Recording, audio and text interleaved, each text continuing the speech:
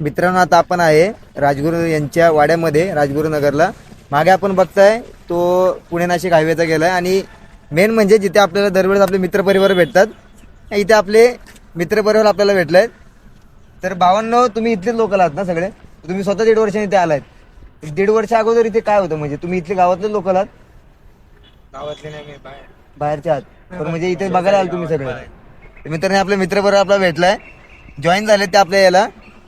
तर मग पुढचा हा जो आपला राजगुरू यांच्या जीवन प्रसंगावरचा आणि त्यांच्या या इथे जे स्थायिक होते, राजगुरू यांचं जन्मस्थळ इथे, जन्म इथे झाला होता.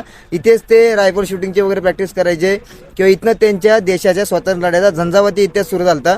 आता आपण आतमध्ये जाऊ आणि राजगुरू यांच्या वाड्यात ज्यांचा मूळची जन्म झाला होता ते आणि त्यांच्या ज्या काही आठवणी आहेत आपण इथला विचारायचा प्रयत्न करू आणि बाकीचं आपल्या पुढच्या ब्लॉगमध्ये आपण कंटिन्यू करू. मित्रांनो, तुम्हाला राजगुरूंच्या वाड्यामध्ये कसं यायचं, काय यायचं याबद्दल मी सांगणार नाही, कारण राजगुरूमध्ये जर तुम्ही आलात राजगुरुनगरमध्ये तर तुम्हाला तिथे कोणालाही विचारा राजगुरू यांचा वाडा कुठे आहे.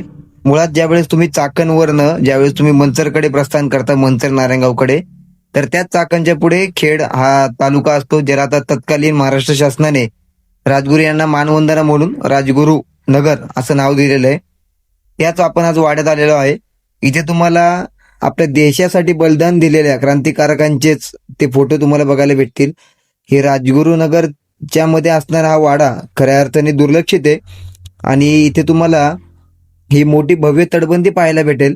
त्या तटबंदीच्या शेजारी काम चालू असणारे कामगार इथे होते, जे शास्त्रोक्त पद्धतीने पुन्हा वाड्याची डागडुजी करतात. सर, इथे तुम्हाला अनेक अशी झाडे झुडपे दिसतील आणि बाजूला ही जी नदी आहे ही अर्थातच आपली भीमा नदी.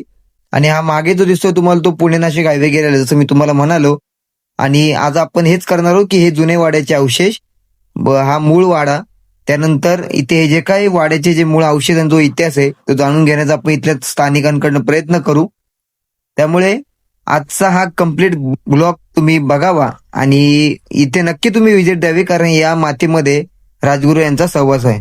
मित्रांनो, प्रवेशद्वारातनं आत आल्यानंतर, मागे प्रवेशद्वार आहे आमच्या, आम्ही प्रवेशद्वारातनं आत आलोय. तिथनं आल्यानंतर इथे देवघराकडे जाणारा एक मार्ग आहे, तर आम्ही आधी म्हणजे देवघराकडे जातो.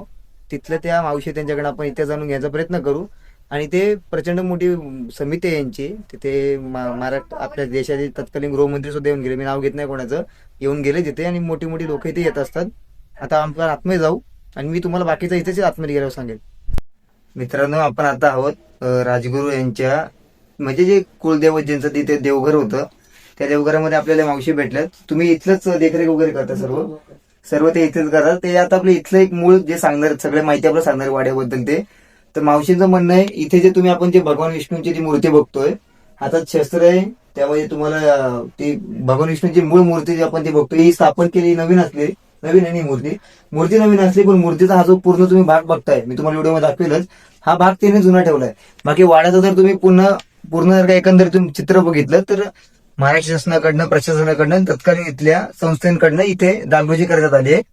तर मावशी, काय सांगाल, तुम्ही इथे किती वर्षापासून सेवेत आहात आणि राजगुरूंच्या वाड्यापासून तुम्ही कधी पण सेवा करत आहात?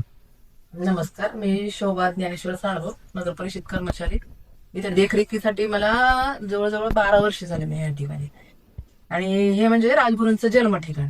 या जन्म ठिकाणामध्ये त्यांचं देवघर आहे, इथं विष्णूची मूर्ती, हा वाडा आहे पूर्ण.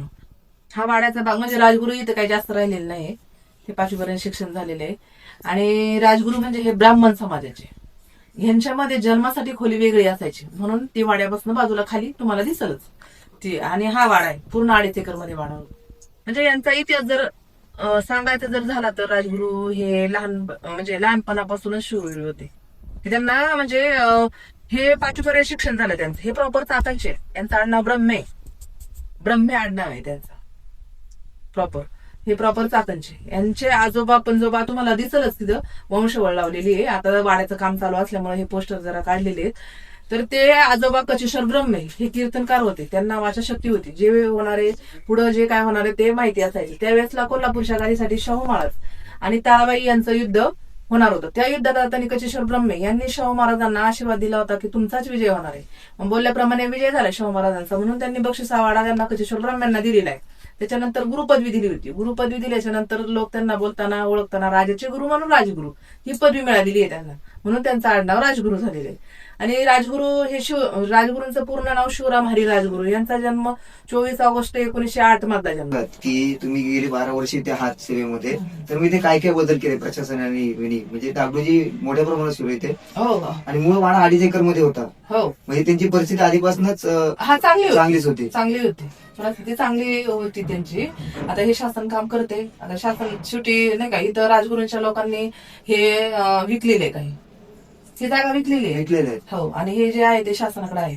आता म्हणजे शासन ते घेणार आहेत आणि वाड्याचं काम चांगलं होणार. म्हणजे हे अतिक्रमण थोडक्यात आपण म्हणू शकतो. अतिक्रमण नाही, त्यांनी खरेदी घेतलेली आहे. खरेदी केलेली हो. वंशजांकडनं. हा, वंशजांकडनं खरेदी केलेली आहे. त्याच्यामुळे मग आता त्यांचा मोबदला दिल्याच्या नंतर ते द्यायला तयार आहेत, तसं काय नाही. अच्छा. म्हणजे मग इथे मूळ ते जे होतं ते पुन्हा म्हणजे जुन्या मिट्टीमध्ये काम चाललंय ना, हा, सिमेंट मध्ये. जुन्या पद्धतीसारखंच. मग तुम्ही आता पूर्ण वाडा आम्हाला सांगता की जमेल तुम्हाला पूर्ण वाडा सांगायला? का इथे मला मूळ सांगू दे, मग आम्ही तिथे जातो. मग ठीक आहे, ठीक नाही तर मूळ वाडा तुम्ही सांगितलं कोणी आहे? गाईड कोण नाही. गाईड कोण नाही. मी मग सध्या इथे कशा कशाचं काम चालू आहे सध्या, म्हणजे आम्हाला काय काय बघता येईल आणि कशा कशा कामं चालू आहेत सध्या आता?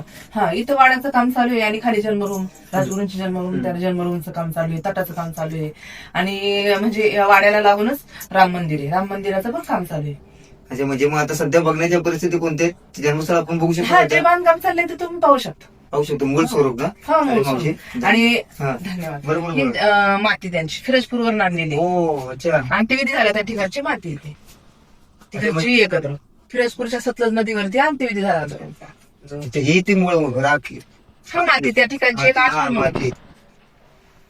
अच्छा. हे तर इथं लक्षात नाही गेलं आमचं.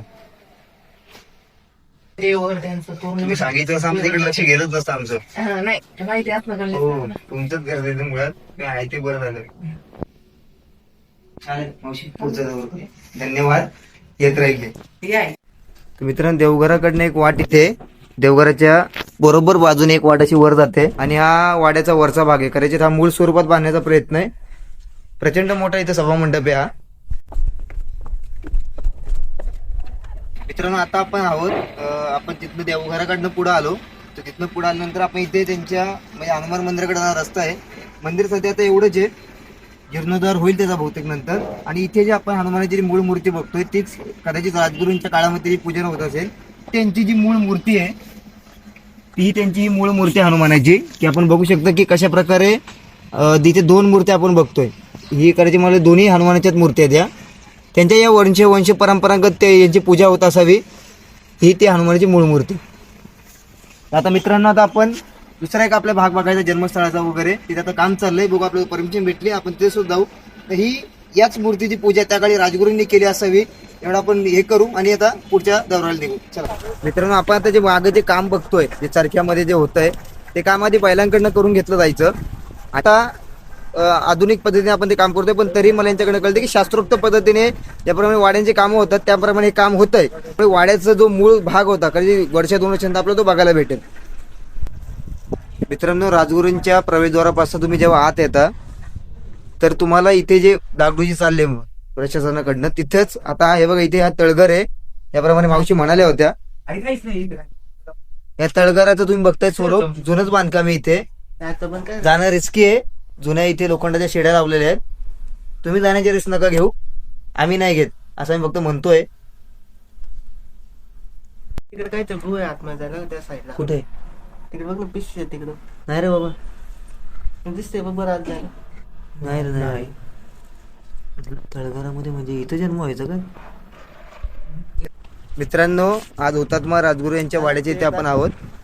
आणि आता आपण आपल्या मागं तुम्ही जे बघताय, बरं तू रिमाइंड केलंस, आपण मागं जो भाग बघतोय तिथे दागडूजी चालल्यात. आम्ही तिथे जुने काही वाड्याचे अवशेष आहेत, आम्ही तिकडे बघायला चाललोय इथे. त्यामुळे तिथे ते काय असेल आपण बघू आणि नंतर आपल्या याचा ब्लॉगचा समारोप करू. मित्रांनो, ज्याप्रमाणे बघताय की राज्य संरक्षित स्मारक आहे आणि इथे काही जुन्या वाड्याचे अवशेष आहेत. ते अंडरग्राऊंड सुद्धा काहीतरी दुमजली आहे. हे जे दरवाजे वगैरे बघताय का जे आता लावले गेले त्यांच्या वंशजांकडनं असेल किंवा इथे जे स्थायिक राहतात त्यांच्याकडून.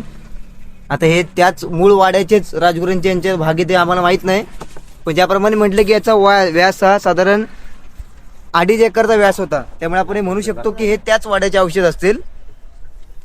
आणि आता इथे आणि हो, इथे दुसऱ्या खोलीमधनं मधल्या खोलीमधनं खाली जायचा रस्ता सुद्धा आहे. त्यामुळे आपण अँगल वगैरे बघताय किंवा जे मातीतलं बांधकाम बघता आणि हे नक्कीच हे बांधकाम जुन्या काळातलं. कारण मित्रांनो, राजगुरूंच्या वाड्याचा माहितीपट तुम्हाला कसा वाटला कमेंटमध्ये नक्की सांगा.